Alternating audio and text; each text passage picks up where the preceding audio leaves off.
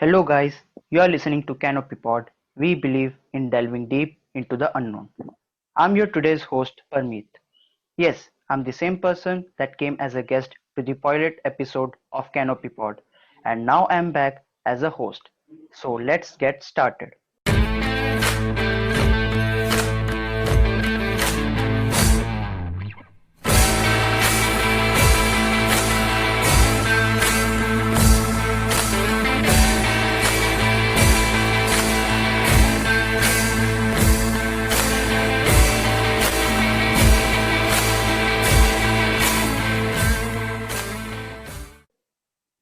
So guys, today we have with us Falit Sijaria, who is a first year BAP student at St. Stephen's College, Delhi University.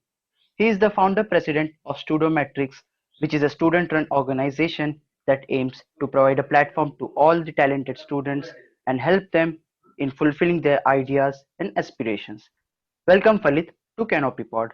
How are you doing? Thanks a lot, Pamit, and I'm really grateful that you invited me here. Yeah, And thanks also for this wonderful introduction that you have provided. I'm yeah, doing great and hoping that you're also doing well in these yes, times of crisis. I'm well. Yes, exactly. So, still in residence, I believe. Yes, I'm still in residence only, Oh, college hostel, since our college is the only one who's still running the hostel in these times. yes, exactly. So, for those who don't know, the hostel in St. Stephen's College, we call it residence. So, yeah, that's it. So, Falit, please tell us something about yourself. Sure, Pamit. So I'm currently a student in first year BA program, St. Stephen's College, and I'm pursuing majors in political science and economics. Besides that, earlier I've done my class 12 from Care International School, Meerut, where the subjects that I had were English, political science, psychology, history, geography, and economics.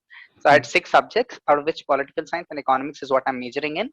Okay, And the area of my passion is international relations. okay. So that's great, Falit.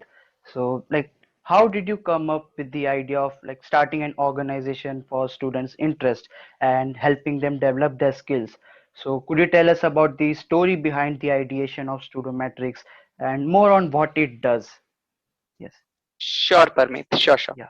So, if something that I and other students from the second tier and third tier cities across the country can relate to is the fact that we are those who have been deprived of opportunities, of platforms to basically display our talent, of basically the environment where we could pursue our interest devoid and outside the academic curriculum. So, if someone is interested in dancing, singing, poetry, photography, or maybe Mm-hmm. simply website designing or human resource management, or maybe Mm-hmm. someone wants to organize a campaign or a workshop and has interest in that. All these different kind of activities which lie beyond the academic framework are out of bounds for us as well, Yes. because the entire environment around our cities is one where they do not promote it. Mm-hmm. Contrast it with top cities like Delhi and Mumbai, and you find a stark difference with how the students over school students over there get opportunities. How Exactly. every other or every third or fourth student has their own organization and Yes. are building up entrepreneurial capabilities. Mm-hmm. This is a system and environment that we want in our cities as well. Now, how to do that? So, what I was thinking about the same for past 2 3 years, and I was constantly thinking about what can I exactly do to change the Mm-hmm. situation, because it's very easy to crib about the problems that you're facing. But then again, Yes. the most difficult part is to move forward and change something. And that was what I was pondering upon for 2 or 3 years. Then suddenly around December 2019, I decided that I just need to move forward with it. So Mm-hmm. I kind of collected the students of various student councils in my hometown, or like in the town that I was currently residing in, that is Meerut. I formulated a group. We had the first physical meeting in January beginning. That was so like at that time we had our first physical meeting. We had student council members from around 30, 40 plus major schools in Meerut, Oh, and okay. so that was what we were working in. So if you look at the point, that was just behind the board exams. So for that period Mm-hmm. we kind of went as soon as the lockdown happened. What happened was that we were school students, we were adept at the technology, and we took Mm-hmm. it upon ourselves to basically provide platform to others across the country. We started Mm-hmm. organizing competitions, workshops, uh, webinars and whatnot, and one thing led to another. We had our own website, magazine, etc. So this way we basically grew. What our basic funda is to bring together the people, one, those who have ideas, innovations, plans, maybe want to organize something, take leadership. Second, those who have interest in managerial aspects, maybe human resource, finances, logistics, or Mm-hmm. website designing, content writing, writing reports and sending them to journals about the events that are being conducted, bringing all Mm-hmm. of those people together. And category C student, basically, who have interest in non-managerial areas, as I told about Mm-hmm. writing, researching, maybe into sciences, IR, social sciences, or singing, dancing, poetry, anything of that sort. Bringing all of these three people together, clubbing them, forming them into an organization where category A students, that is those have ideas, can basically put them forward. Category B students can join them. These ideas can reach them. They are provided with a mentor who Mm-hmm. basically is a student only, who has previously organized such events, and then they organize events, webinars, competitions, workshops, etc., for category students. And now, because Mm-hmm. students are organized, we are able to reach out to more and more venues, are able to get support from different organizations, and in that sense we have even been able to invite uh, central ministers, Wow. Olympic medalists, and Mm-hmm. various other people, just because we as students are organized. We have reached an extent where Nice. schools, which earlier didn't allow students to do anything, have basically Mm-hmm. made the entire student body a member of Studometrics and allow students to do anything and everything that they want with even school funds. So that's a huge leap that Mm-hmm. we think that we have done in even in Yes. second tier cities, and a kind Mm-hmm. of confidence that we are pumping in students, that is something which would help in building of entrepreneurial capacities and other aspects in a later stage. This is Mm-hmm. what we think that we have done. Now, in this entire scenario, Mm-hmm. Studometrics acts as a catalyst to basically organize every individual and provide them, similarly provide them platform. uh, Wow. Another important interesting fact, if I were to mention, that Mm-hmm. around July itself last year, Delhi Mm-hmm. University Student Union, that's the world's largest university student union, had outsourced its organizing of events to us. Oh, Their wow. Independence Day entire series of events was organized by school students. So you can Great. understand the student union, which has topmost colleges of the Mm-hmm. country, including St. Stephen's, LSR, Yes, and yes. KMC, Hindu, Miranda.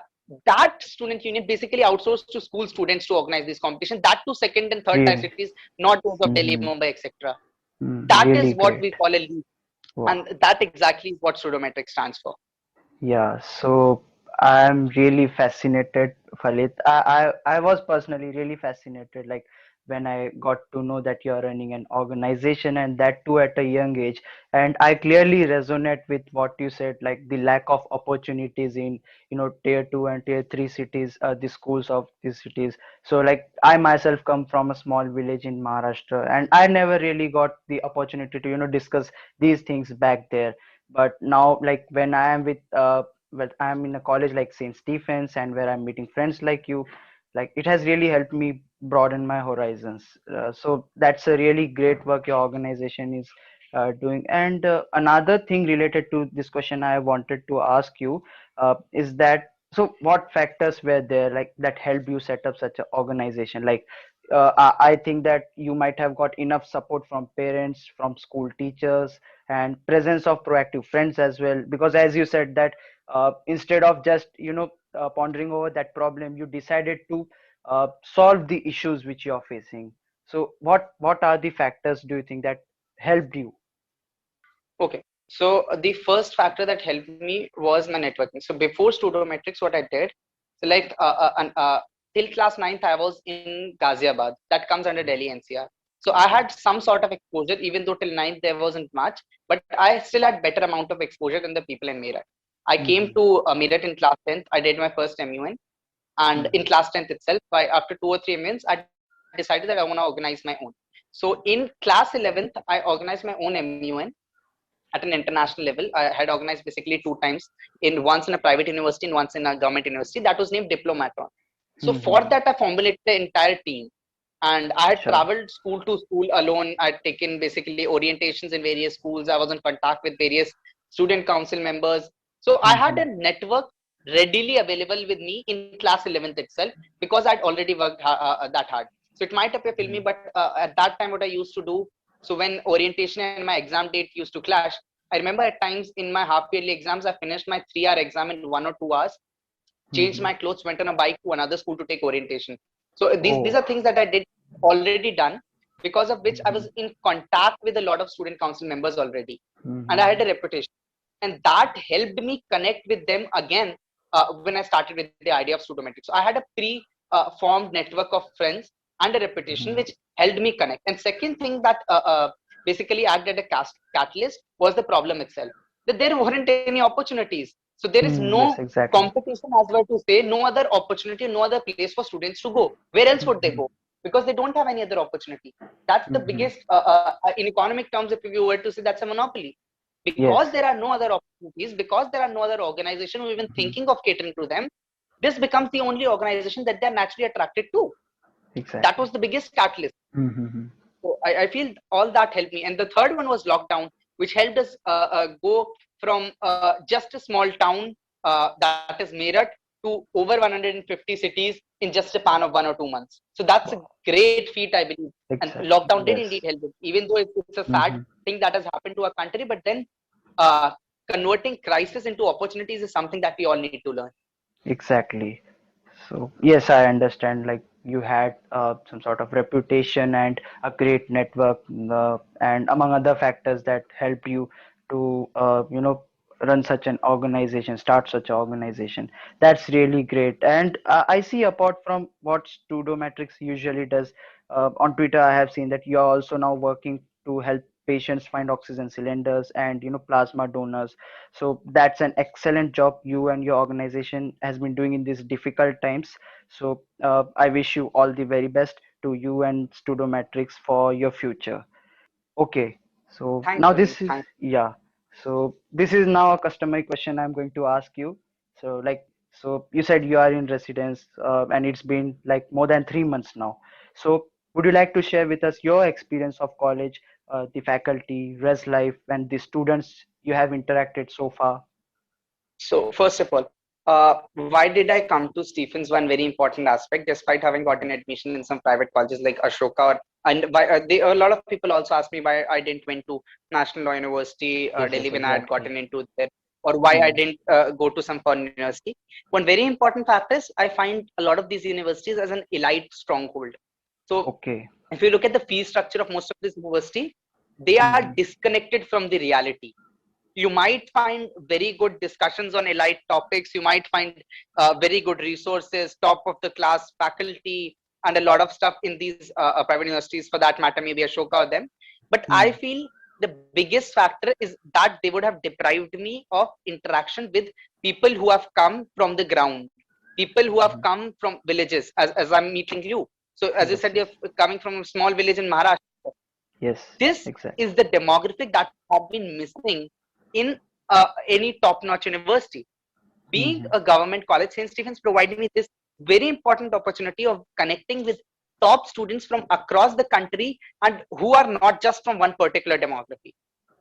Hmm. Another important aspect for St. Stephen's is that its cutoff is slightly lower than top colleges because it allows this interviewing mechanism where it Yes, yes. not just takes students on the basis of their percentage, but also accounts for the different demography, different backgrounds that they have come from, their struggles, how a person's different interests, capabilities, Hmm. etc.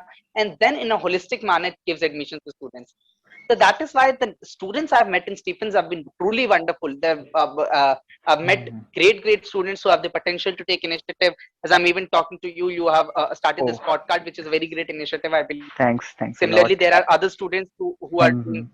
who are doing great in their fields. So I truly enjoy being at Stephens, the student body, and indeed Stephens does indeed have a great faculty which have a reputation. Some of them are teaching for over 30, 34 years and Yes. have a great alumni network as well. So all of it does help in Stephens. Yeah, exactly. So true. So very true.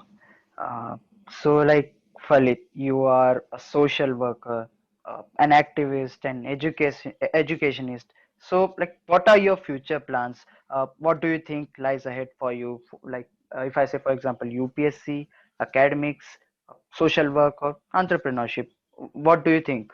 What's your future plan? Okay. So I have basically didn't have any plan to go into entrepreneurship. Neither do I have right now. So Hmm. Studometrics is a social service organization. One very important thing that I've done with it is to ensure its sustainability. And I believe to ensure any organization sustainability is to divide it and disconnect with it with an individual as strongly as possible. So that Mhm. is in organization success and longevity is not dependent upon how much time an individual is able to give. And that I believe I've successfully done by instituting a next generation of leadership in Studometrics, which is currently handling all the things unto themselves. As you mentioned about the COVID Sahayata Kendra and the Yes, yes. recent wave of events and all of these things, let me be very frank and tell you that none of these events have even the slightest amount of my contribution, except for the fact Mhm. that they just did everything and send me the posters to like put it on my story. Okay. That's Mhm. the most I have done, because I believe Mhm. that I've created another generation of leadership. I've basically withdrawn myself from the management, from executive positions, and these would now be handled and handed over to the next generation. So that Mhm. is why how Studometrics is running. So Mhm. I particularly and individually, I'm focusing on probably getting my masters in international relations or public policy. These are the Okay. two fields I have in mind, and most probably I Mhm. pursue my career in any of these. Pseudometrics, for that matter, can be seen as an extension where I get an experience of on-ground public policy making and how policy, organization, and we are able to affect people more and more without with zero Mhm. resources. Another important thing that I've done at Pseudometrics is made almost all events monetary fee, so we do not charge fees in anything, and I've made that a very strict rule with regard to most of the situations, so that Mhm. when I've handed over the responsibility to someone else, no one else exploits the organization for milking money for themselves. So that is Mhm. so it's a social organization, it should remain so. So there's no sense of earning even a single bit from Studometrics or any of these Mhm. entrepreneurial ventures. I just plan to go into public policy or IR in the future. Mhm. So that's so nice, Falit. I mean, I can see that Studomatrix is an organization. You have built an organization which, completely runs decentralized. You have decentralized the process, and you don't want it to become, a one-man show run by some one person. So that's really great.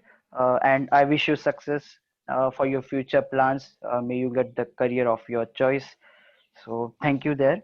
And so we all know that we are in a gruesome situation, like our country is facing such difficult times. So like how our near and dear ones are getting affected because of COVID and all, even teachers and students, and a lot of mental pressure has been built up, because of the panic and tension. So what is all this thing about DU23 movement? I know that you and some other friends from our colleges have initiated this. So please tell us about that. Sure. So as I said that the pandemic has hit us hard, and Hmm. as if I were to say about Delhi University, a lot of our friends, students are down with COVID. Hmm. Similarly is the situation with a lot of our teachers and professors who are not able to take classes in your course, as I were to say. As you all know, like for around 1 or 2 weeks, more than 2 weeks, there have been no classes, no Yes, continuous classes, and a lot of syllabus hmm, is being missed. So exactly. it has become very imperative that out of the we come out of the uncertainty, and at least for 2 weeks we get the classes suspended. Now, Hmm. what is the difference between DU23 movement and other movements, demand, protests that happen across the university? When we see them, we realize that most of the movements or demands or protests that the university has seen for the past several years is only about showing the mass strength, basically Hmm. just getting people together on a populist demand for that matter, and they generally do not care about the impact or maybe the negative effects that the movement might have, and do not consider the other side of the opinion. That we've generally seen that people raise a demand which Hmm. obviously generally has other sides of the coin, has some negative impacts as well, and do not protest the same and leave it upon the administration to think of a solution of it, which in most cases administration is either not able to, or is not able to think through it. So generally either the demand is not accepted, or when it is accepted people are forced to live with its after effects, or then the problems lead to another set of demands at a later course of time. What we did differently with DU23 movement was, another thing is that generally these movements are relayed about by either a political organization or grouping, or by the students union, which again are organized. We Yes. lacked any of the same. So with DU23 movement, we didn't have any political backing. We didn't have any Hmm. political organization in loop. We didn't have any student union. And in most colleges minded, there haven't been any elections. So there are no student unions. So how do we raise the issues? That to a first years who have not seen any kind of demand being raised or being accepted by the university itself. What we Hmm. thought about is we let's bring all the CRs of different colleges and everyone together Hmm. and take it differently. So how do we did it differently? We wrote articles basically, explaining the entire model, our demands, why is it important for both teachers, students, and for the university as well. Then with the suspension, we created an entire model out of Hmm. which we went forward and talked about. First we suspend classes, then we basically extend the academic calendar, because then that would compensate for the classes being lost over here. Then we provided a case about how the extension of classes would basically benefit us and stand true to the university's initial goal of aligning the first, second, and third year. Because the board examination have been postponed, so obviously the admissions to the first year would get postponed. Similarly, Yes. the second year examinations have been postponed. So the extension of academic calendar basically aligns it the same. Then there were certain Mhm. small groups of students who wanted the classes to continue because they were not Mhm. affected. So we then went forward and included their demands as well, that in this blank period or 2 weeks, Mhm. if there are teachers who are well and are willing to take classes, similarly there are students who wish to take classes, they can Mhm. take revision classes or maybe out of academic course discussion, so that their demands and their requests are also fulfilled and no one actually suffers. And at the same time, those who have been suffering for the past few weeks, for which the pandemic continued, they also get a revision or relief in the period. Then we even Mhm. went forward and realized that just in 2 weeks the situation would not normalize. So after that we demanded a reduction in the number of daily classes and a ban on internals and assignments, so that the workload on students is less only and they are able to manage. This comprehensive model we presented, and we sent articles along with petitions to explain the model. We didn't Mhm. just send a letter that students just see a letter and sign, but rather we sent an entire article explaining the model, Mhm. that why we are demanding all these four things. We provided the Reasons. university with Mhm. we provided the university with a comprehensive solutions to the after effects and impacts of the reduction of classes. And that is something that the registrar of the university even Mhm. mentioned when he spoke to different newspapers, that we are facing this academic calendar issue, and then we would look into the manner that it was mentioned in the petition.